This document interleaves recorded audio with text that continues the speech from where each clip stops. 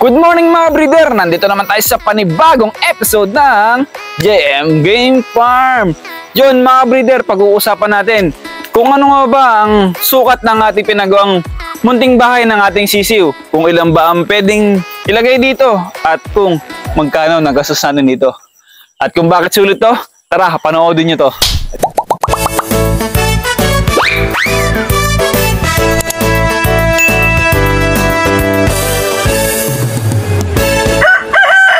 Mga breeder, magandang umaga sa inyo mga breeder. Katatapos lang natin magpatuka at magpainom. Hindi pa tayo nakakapagwalis mga breeder, pero bablog muna natin to para medyo hindi mainit, no? Sa nakikita nyo mga breeder, ito yung pinagawa nating kulungan ng ating mga sisiw. Mga breeder, ito ay matagal na naming nagawa. Bali, ito ginamit ko to mga breeder ng late born. Bali, itong kawain na to at saka ito, nakatayo na siya ng halos 6 months mga breeder. Pati itong plastic na item na to, halos 6 months na siya. At napagdesisyonan ko nga mga breeder na lagyan siya ng lambat at lagyan ng yero. Mga breeder, ano nga ba sukat ito mga breeder? Tara, sukatin natin. Let's go mga breeder. And mga breeder, susukatin na natin to. Check ko lang yung mic, baka hindi nagana. Yan. Susukatin ko na para makita nyo kung ano yung sukat at saka yung lapad, no? Yung lapad at saka yung haba, mga breeder. Dito muna sa lapad.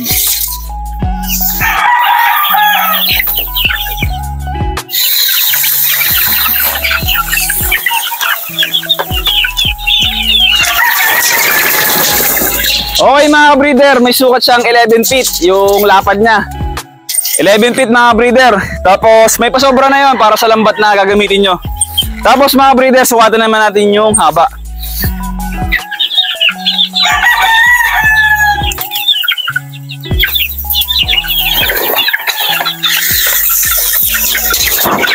Mga breeder, sinusukat ko lang yung haba.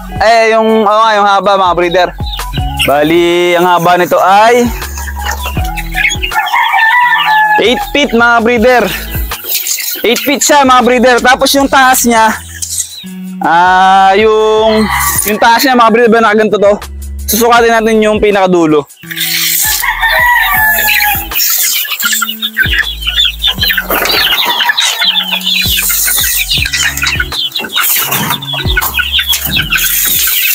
Yun mga breeder, nasa 7 feet yung taas niya, yung pinakabubong niya mga breeder. Yung ginamit natin dito mga breeder ay use na second hand na yero. Kung napapansin nyo mga breeder, papakita ko sa inyo yung kabuuan ng ating kulungan.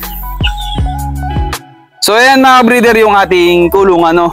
Yung bahay ng ating mga sisiw, no, mga breeder. Dito ang ginawa ko mga breeder, kinalhati ko lang yung yero para pagdating ko agad-agad ko makikita yung sisiw natin. Tapos ayun nga, maganda kasi dito sa umaga, naaabot siya ng init. Yung sikat ng araw yung sa umaga, ang ganda nun sa sisiw natin mga breeder. Tapos hindi ko na sila binalutan ng plastic. Kasi mga breeder, sanay itong sisiw ko sa medyo malamig, kasi sa pool mga breeder, hindi natin sila inilawan. Talaga nasa outdoor brooder sila. Tapos sa bandang gilid, ito, nilagyan din natin to sa pinto, no, para hindi basta-basta makakaalis agad yung sisiw natin pag magpapatoka tayo. Ito, para pagdating natin, lumundag man sila, may pipigil, no. Sa gilid naman mga breeder ay nilagyan natin sila ng yero, isang buo. Yan, sa gilid, at pasyal ko lang kayo. At ayan, likod. Ang pasensya nyo na, medyo masama ng yero, pero goods yan mga breeder, makakatipid kayo. Tapos ang tagal nyo pang gagamitin yan. Mura pa yung puhunan, no? Dito naman sa gilid mga breeder ay yan, kalati lang. Tapos ang binubong namin dito mga breeder ay kayakas. Pinatungan muna namin sila ng kawayan na patungan ng kayakas. Tapos nilagyan namin ng kayakas. Tapos plastic lang mga breeder. Mga breeder, huwag kayong mag-alam kasi matibay yung plastic na yan. Kasi mga breeder, ano na yan, hindi nyo na itatanong, nasa kulang-kulang 6 months na yung plastic na yan na nakalagay dyan. Kasi nga ito mga breeder ay ginamit ko sa late born natin. Tapos pinag-isipan ko nga na balutan ng lambat para magamit ko sa aking mga off-season na sisiw, no, para kahit paano makagala sila, kasi hindi ko sila pwedeng gala dito kasi may nakatali. Yun mga breeder, kasi aawayin sila nung nakatali. Ayan mga breeder, oh, yan yung bubong niya. Kulang pa to sa kaya kasi nagkulang, wala tayong nakuha. Tapos mga breeder, dako naman tayo sa lambat kung ano ba yung sukat na binili natin. Mga breeder, second hand lang yung binili nating lambat. Opo, second hand lang yan. Bali mga breeder, lumako na tayo sa presyo kung magkano yung nagastos natin dyan at kung bakit sulit yan mga breeder, no. Dito muna tayo sa medyo malilong mga breeder. So yun na mga breeder, no, yung ating bahay ng ating mga sisiw, yung simpleng bahay natin. Mga breeder, yung ginamit kong lambat dito ay second hand lang mga breeder. Binili ko siya sa Chaong, sa may diversion, makalampas ng tulay. Second hand yun. Yung binili natin dito ay 1.6 mga breeder. 1.6 yung nabili nating lambat. Mga breeder, yun ay nasa 23 meters. Yan. May labis pa mga breeder kasi ito, nung nasukat namin to, yung bago namin balutan ng lambat, siguro nasa 15 or 16 meters lang yung kailangan mong lambat. Pero nagpasigurado kami kasi yun nga, ang tinda rin dun sa lambat ay 23 meters, no mga breeder. Bali mga breeder, dadako na tayo kung magkano ba talaga yung nagastos natin dito. Yan mga breeder, ang nagastos natin dito siguro nasa lahat-lahat, kasama na yung labor, yung plastic, yung lambat, siguro nasa 3,000 o 2,350 mga breeder, kasi may merenda pa yon, tapos may nakailang araw din tong gawa. Yun mga breeder, bali napakasulit to mga breeder sa 3,500. So yun na mga breeder, 3,500 po yung nagastos natin dito sa ating pinagawang bahay ng sisiw, no. Napakasimple lang at napakaganda mga breeder para sa akin. Syempre atin yan eh, pero mga breeder, promise maganda to. Presko yung sisiw natin, nakakagalaw sila ng ayos, may hapunan, tapos madali, napakadaling linisin, napakadaling puntahan, ano mga breeder. Tandaan ko, parang 2 araw to kasama yung pagpuputol ng kawayan. Hindi nasa 1,000 yung labor, kasi yung binibigay natin kay paring Wing 500 isang araw. Napakasulit nun mga breeder, at saka yung binabayaran natin sa kanya, hindi yung araw yung talento niya mga breeder, at saka yung passion niya sa pagmamanok. Kasi marunong din siya magmanok saka may passion siya sa paggawa. Hindi yung basta lang siya nagagawa na pag sinabi kong, ay, away na yan ganyan, sabi niya, ang pangit niyan, pupulaan pa ng gawa. Kaya ayan, nagpapasalamat ako kay paring Wing kasi basta magaling siya maggawa Saka salamat din pare kasi pagka kailangan ko ng katulong dito, agad kitang nakakausap at pumapayag ka agad, no. Sana lahat ng pangarap mo maabot mo din, ano mga breeder, kasi mataas yung pangarap din ito Kaya lang hindi pa siya ikutan ng pagkakataon, pero alam ko darating niya kasi napakasipag nito. Wala naman siyang ibang hiniling kundi yung pamilya niya, no mga breeder. Yun, balik tayo sa usapan natin dito sa ating bahay ng sisiw, ano. Alila sa 3,500 nga po mga breeder, ano. Napakasulit to mga breeder. Bakit? Kasi mga breeder, 6 months na yung nakatindig, no. Pagpalagay na 6 months kasi kasama yung pagkakabuo, no. Sa 6 months, meron tayong 186 days, no. Tapos, magkano nagastos natin? 3,500. I-divide natin yung 3,500 sa 186 days. Pinapatakan lang 19 pesos. Mga breeder, di ba napakasulit? Para ka nagrenta ng 19 pesos isang araw. Napakasulit niyan. Sisiw. Bahay ng mga manok natin sa 19 pesos isang araw. Di ba napakasulit mga breeder? Isa pa, napakasafe pa nito. Tapos, hindi pa din ito natatapos. Hindi pa sira Nakahaba pa yung panahon yan. Baka umabot pa ng 2 taon. Baka nga pag i-divide natin yung 3,500 doon sa 2 taon, baka wala na tayong binabayaran. Kaya mga breeder, yung pagtingin ko dito sa ating mga pinagagawa dito sa ating mga manukan, hindi ko naiisip na napakamahal, napakagastos, ang expensive naman ito. Kasi mga breeder, halos napakatagal mong gagamitin yan pag nag-invest ka dito. Kagaya nitong mga TP na goma na to. Baka ito'y wala na ako dito, ito'y boy pang itong mga TP na to, yung mga goma na yan. Baka kayo wala na, ibuo pa yung mga yan mga breeder.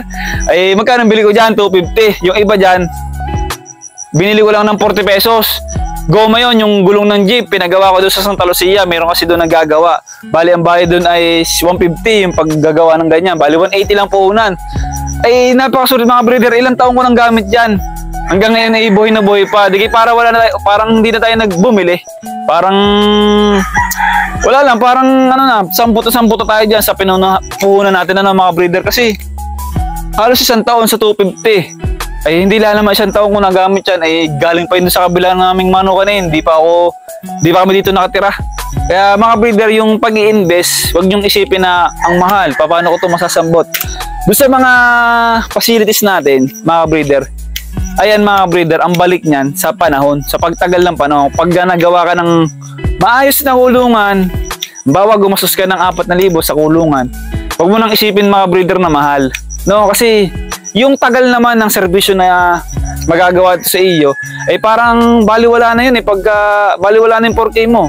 Kung isipin mo, bawa inabot ng 2 taon, 3 taon yung kulungan, di parang wala ka na rin binayaran kasi yung ikukulong mo naman doon, ibebenta mo rin naman eh.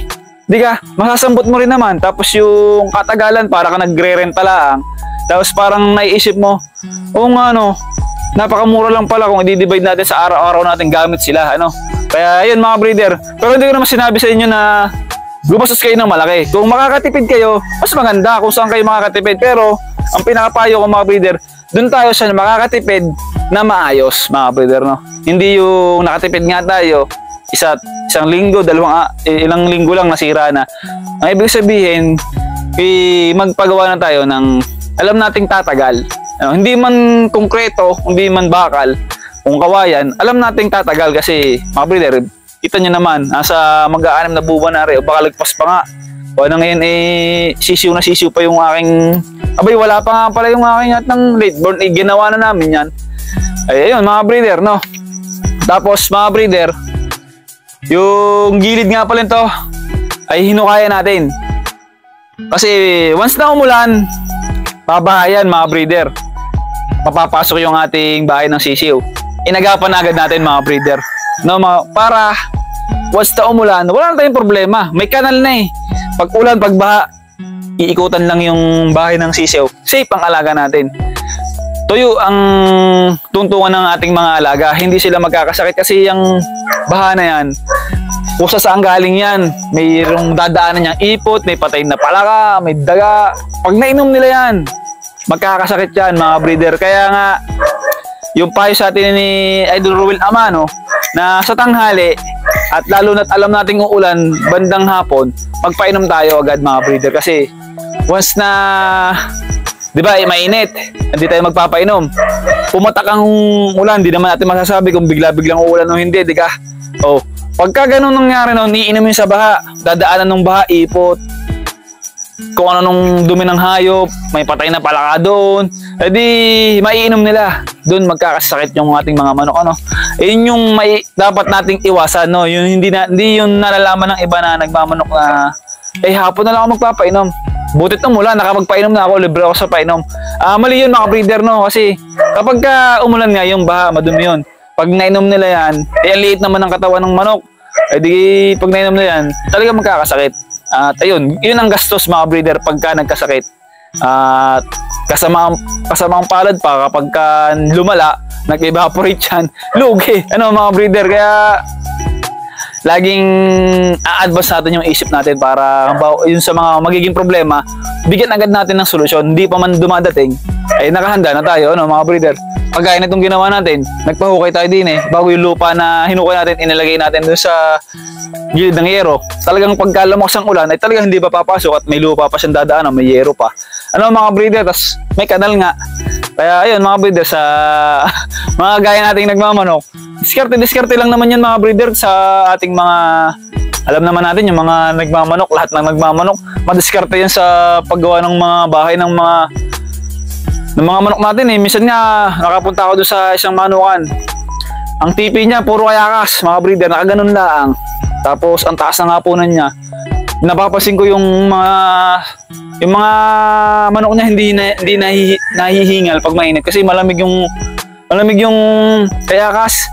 Kaya lang, yung kanyang pwesto, medyo may puno din naman ng konti. Kaya, nagtatagal yung kaya kasi pwede siya, no? Pero kung bawal, lawad yung ating lawad yung ating manukan, hindi pwede yun.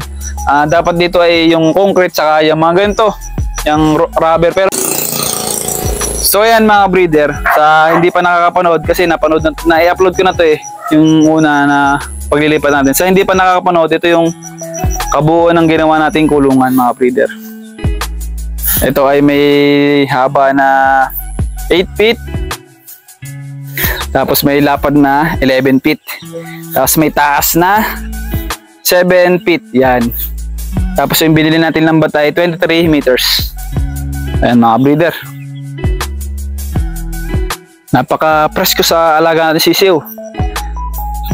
At saka tanggal ang stress ko din Pati sa inyo mga breeder, pag gumawa kayo ng kulungan ng sisiw nyo at nakita nyo maganda yung kalagayan ng sisiw, di kayo nakakatanggal ng stress. Ano?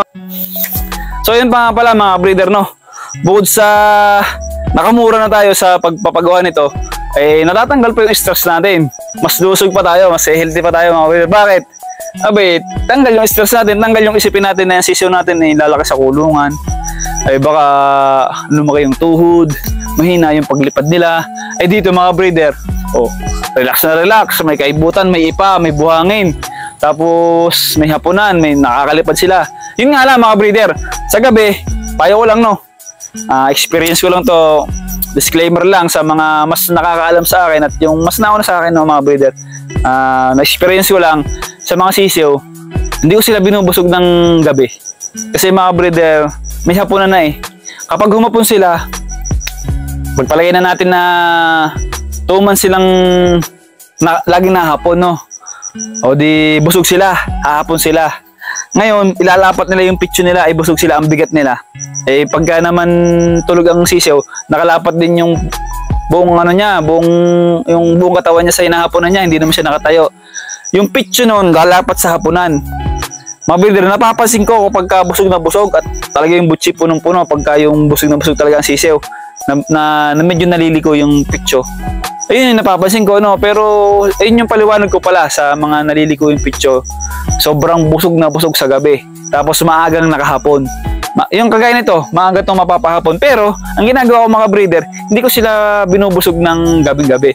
Pag tinatansya ko, pag alam ko na mag-aalas 6 kasi naghahapon na, alas 5 pala nahapon na yan, medyo hindi ko sila binubusog kasi mas matagal kasi yung paghapon nila sa gabi kaysa sa umaga. Sa umaga kasi gala-gala sila, kaibot-kaibot, kaya na uubos agad yung laman ng butsi nila sa gabi tutulog lang sila, ipot lang sila, no? Kaya yun, payo ko yun mga breeder, pero sundin nyo mga breeder kasi ayun naman makakatulong sa inyo, pero hindi ko sinabing yun yung pinakadahilan, no? Sa base ko lang, sa experience ko lang, parang yun nakikita kong dahilan na kung bakit naliliko yung pitso, dahil busog yung sisiw natin tuwing gabi, tapos sa hapon sobrang tagal ng kahapon, yung katawan nila ay nasasanay ng nakatuon yung pitso nila. Siyempre yung pitso malambot yan, sisiw pa, liliko talaga yan, no mga breeder. Pero ayun, susundin nyo, nasa inyo, no mga breeder, pero sundin nyo. Walang hindi makakatulong sa inyo, pero ang gulo, ulit-ulit na. Ayan mga breeder, paano? Kami may pupuntahan muna ni Mrs. at may swimming na daw kami mga breeder sa Punta Verde. Yan, sa mga ka-breeder natin dyan sa Punta Verde, pupunta kami dyan mamayang gabi. Sa mga nakakapanood sa akin dyan, meron kami dalang barbecue, pwede kayo makikain sa amin. At saka sa mga nagiinom dyan, punta kayo doon, magiinom sila. Hindi kasi ako nagiinom Pintuan lang tayo, chicken talk lang mga breeder. Siya pa hanggang dito na lang. At bukas ulit, araw-arawin natin kung kaya, araw-arawin natin yung vlog kasi mga breeder, dumating na yung ating pang-vlog Yung ginagamit natin yun sponsor ni Mother. Talagang, yun nga mga breeder, talagang napakaswerte ko sa aking magulang dahil sinusuportahan nila ako mga breeder. Bilang ganti ko naman mga breeder, nagsisipag ako dito sa aking ginagawang pangarap para pagdating ng panahon mga breeder na hindi na nila kaya magtrabaho o kung ano man pangangailangan nila, maibigay ko naman. Yun naman, alam naman natin na hindi naman natin responsibilidad ang magulang, pero sa akin, mahal ko yung magulang ko. Talagang kukunin ko yung responsibilidad na sila'y alagaan. Napakasaya ako nun mga breeder pagka ako nag-alaga ng magulang ko kasi inalagaan din nila ako, sinuportahan nila ako simula bata hanggang ako'y lumaki. Siyempre babalik ko naman yung suporta na binigay sa akin, no. Yun lang mga breeder, no. Paano? Hanggang dito na lang. See you soon sa next episode ng JM Game Farm. Salamat po.